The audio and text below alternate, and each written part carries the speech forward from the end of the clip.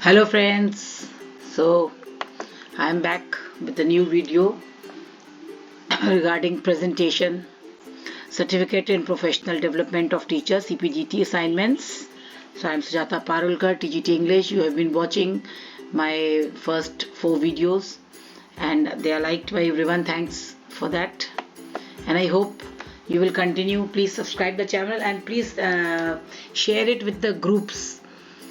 So what do you understand by functional and dysfunctional conflicts? Illustrate how you will transform dysfunctional conflict into functional conflict. So this is very important question and it is our assignment also. So we have to understand first of all what are the conflicts and what is difference between them, functional and dysfunctional. And regarding Navodaya Vidyalaya, we have to tell a situation where we have to transform this dysfunctional conflict into functional conflict. तो बाकी सभी teachers के लिए मैं bilingual में बता दूं कि फंक्शनल और डिसफंक्शनल जो दो प्रकार के कॉन्फ्लिक्ट हैं इनमें क्या आप समझते हैं, इनमें क्या अंतर है और कैसे आप एक डिसफंक्शनल कॉन्फ्लिक्ट को अच्छे कॉन्फ्लिक्ट में बदलेंगे। तो सबसे पहले हम इसको शुरू करते हैं। कॉन्फ्लिक्ट क्या होता है? इट इज़ अ नेचुरल और नेसेसरी पार्ट ऑफ लाइफ है। It can arise in any relationship, whether spouse, coworker, friend, family member, कहीं भी हो सकता है झगड़ा। कॉन्फ्लिक्ट मीन्स झगड़ा, मतभेद। The way that conflict is handled can make or break the relationship. कैसे आप उसको हैंडल करते हैं ये बहुत इंपॉर्टेंट होता है। तो कॉन्फ्लिक्ट को दो प्रकार से बताया गया है, फंक्शनल और डिसफंक्शनल। तो आज हम इस दोनों के बारे में चर्चा करने वाले हैं अपने इस वीडियो में। सबसे पहले व्हाट इज फंक्शनल कॉन्फ्लिक्ट क्या होता है? फंक्शनल कॉन्फ्लिक्ट ये उस टाइप का कॉन्फ्लिक्ट होता है जिसमें जो पार्टीज होती हैं वो म्यूचुअली बेनिफिशियल के लिए काम करती है, एक दूसरे के भले के लिए काम करती है। यानी कि इसका जो आउटपुट होता है वो हमेशा समझ लीजिए पहले टारगेट, कि फंक्शनल कॉन्फ्लिक्ट का टारगेट क्या है? पॉजिटिव।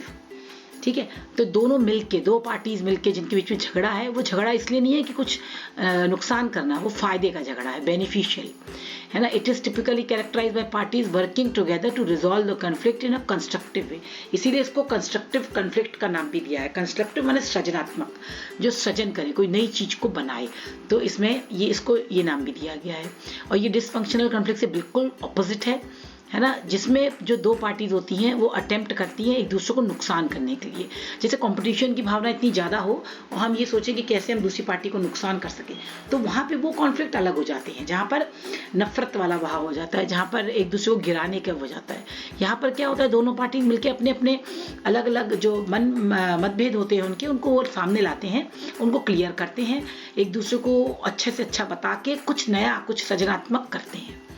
तो functional conflict is typically characterized by parties working together to resolve the conflict in a constructive way. It is different from which is characterized by parties. Okay, तो ये तो हो गया। अब मैंने यहाँ पे कुछ आपको पॉइंट्स दे दिए हैं जिसमें आप इसको अच्छे से एक्सप्लेन कर पाएंगे अपने आंसर्स में कि कंस्ट्रक्टिव कॉन्फ्लिक्ट में क्या क्या है। क्रिटिसिज्म है, इसमें आप आलोचना करते हैं, अलाइन विथ वर्क प्लेस, लेकिन जो आपकी जो भी है वो आपकी वर्क प्लेस के साथ साथ चलता है। इम्प्रूव्स परफॉर्मेंस, इसका रिजल्ट क्या है कि आपकी परफॉर्मेंस इंप्रूव होती है। एम्पैथी, आप एक दूसरे की फीलिंग्स को अच्छे समझ पाते हैं।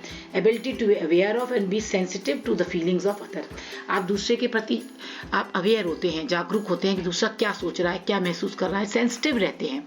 और एक टीम वर्क होता है और इसका रिजल्ट बहुत अच्छा रहता है। इसमें आपकी इम्प्रूव्ड अवेयरनेस होती है। Expanding analytical thinking, analytical thinking से मतलब आप एनालाइज करते हैं कि क्या अच्छा है, क्या खराब है, किसको हटाना है, किसको रखना है। इसके ऊपर बहस हो सकती है कि इसको रखें, इसको हटाएं, लेकिन अल्टीमेटली जो भी चीज़ें आएंगी वो बेटरमेंट होगा, वो हर चीज़ आपके स्कूल के लिए अच्छे के लिए होगा।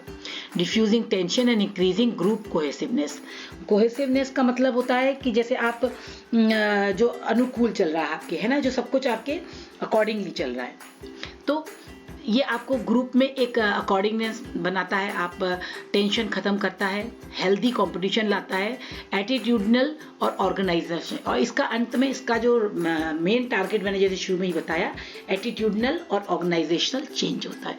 तो आप समझ गए होंगे कि फंक्शनल कॉन्फ्लिक्ट अच्छा है, पॉजिटिव है, कंस्ट्रक्टिव है और इसका हमेशा जो रिजल्ट होता है उसमें कुछ ना कुछ इनोवेशन होता है, कुछ ना कुछ बेटरमेंट होता है कंपनी का, स्कूल का, जिसके लिए भी ये हो रहा है।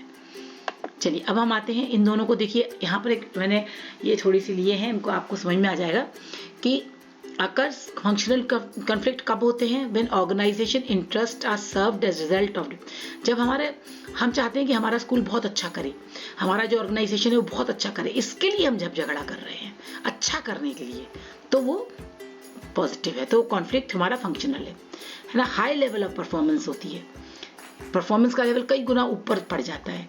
Leads to cross functional problem solving and constructive change, और जो क्रॉस फंक्शनल प्रॉब्लम्स होती हैं छोटी मोटी, वो प्रॉब्लम्स खत्म हो जाती हैं और एक कंस्ट्रक्टिव, एक सृजनात्मक परिवर्तन आता है। लेकिन डिसफंक्शनल में उल्टा होता है, जब इसमें होता है उससे सोसाइटी, आपकी कंपनी को हार्म होगा, आपके स्कूल को हार्म होगा, डिस्ट्रप्टिव होगा, डिस्टर्बिंग होगा, वेस्ट टाइम एंड कंपनी, आपका पैसा समय सब बर्बाद होगा, सारे स्रोत बर्बाद होंगे, और एंगर और वर्क प्लेस वायलेंस भी होगा। कई बार ये झगड़ा इतना ज़्यादा हो जाता है कि लोग गुस्से में आ जाते हैं, गाली गलौज करने लगते हैं, और मारपीट तक हो जाती है, पुलिस केस तक हो जाते हैं, तो ये डिसफंक्शनल होता है।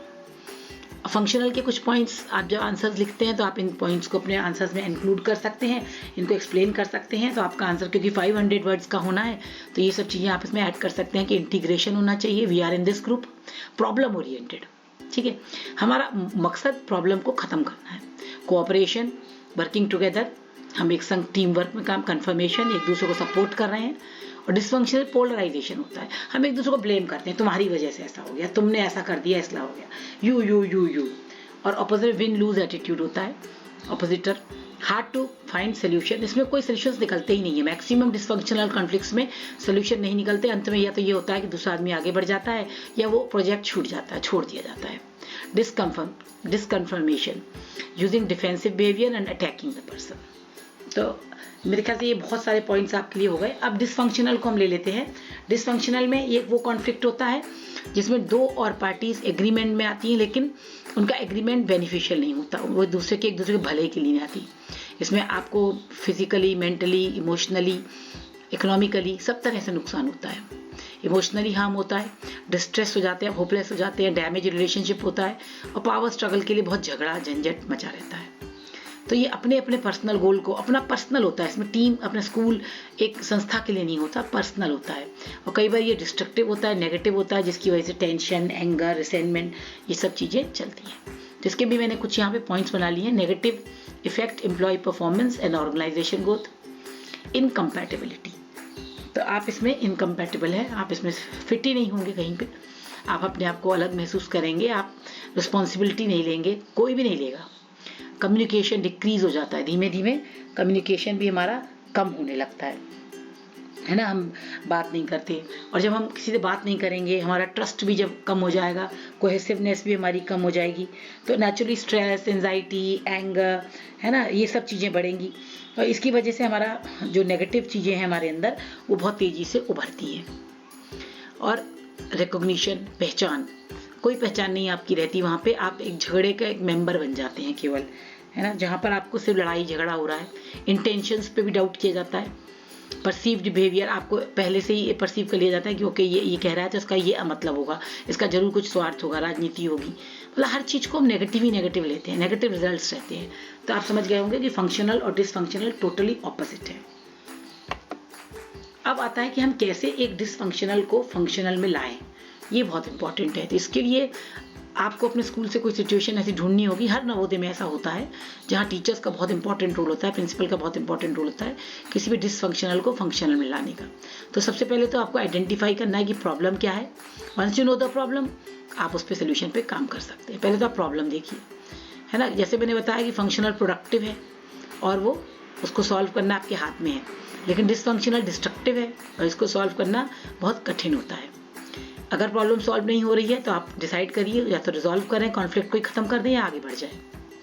फाइनल वर्ड्स में यह है कि functional conflict occurs when there is disagreement. जहाँ पर डिसएग्रीमेंट होगा तो पहले तो हमको अगर कॉन्फ्लिक्ट खत्म करना है तो हमको एग्रीमेंट बनाना पड़ेगा। जैसे बच्चों में कई बार स्कूलों में झगड़ा हो जाता है, मेस में झगड़ा हो जाता है, तो हमको क्या करना है, हमको उनको जोड़ना है आपस में।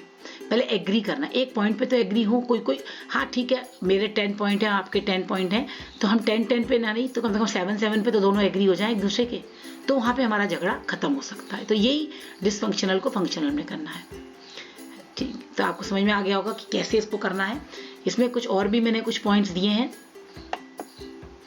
देखिए कुछ स्ट्रैटेजीज हैं, जैसे कि पहले डोंट इग्नोर कॉन्फ्लिक्ट। सबसे पहले हम क्या करते हैं, हमारी सबसे बड़ी प्रॉब्लम क्या है कि हम सोचते हैं हम आंख मीच लेंगे तो प्रॉब्लम खत्म हो जाएगी। ऐसा नहीं, आपको कॉन्फ्लिक्ट को समझना पड़ेगा, उसमें घुसना पड़ेगा, उसको उसके प्लस माइनस सारे पॉइंट समझने पड़ेंगे। तो आप अपने स्कूल में कोई भी एक ऐसा झगड़ा याद करिए जो हुआ हो, बच्चों के बीच में हुआ हो, टीचर बच्चों के बीच में हुआ हो, टीचर्स के बीच में हुआ हो। जैसे कि कई बार होता है टाइम टेबल को लेके हम लोग का स्टाफ रूम में या मीटिंग्स में हो जाता है, कई बार वर्कलोड को लेके हो जाता है।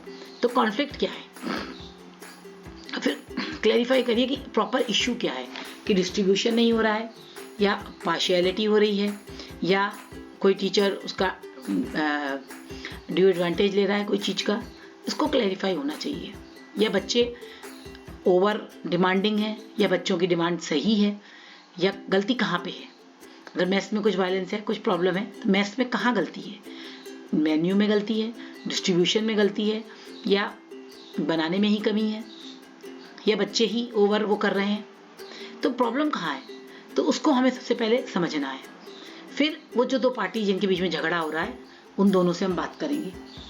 जैसे कि अगर मैथ्स में बच्चे और खाने को लेकर झगड़ा है, तो उन सबको बिठा लें और बात करें, भाई ये मेन्यू है तो ये ऐसे बनना है, इसको कैसे सॉल्व करेंगे आप बताइए।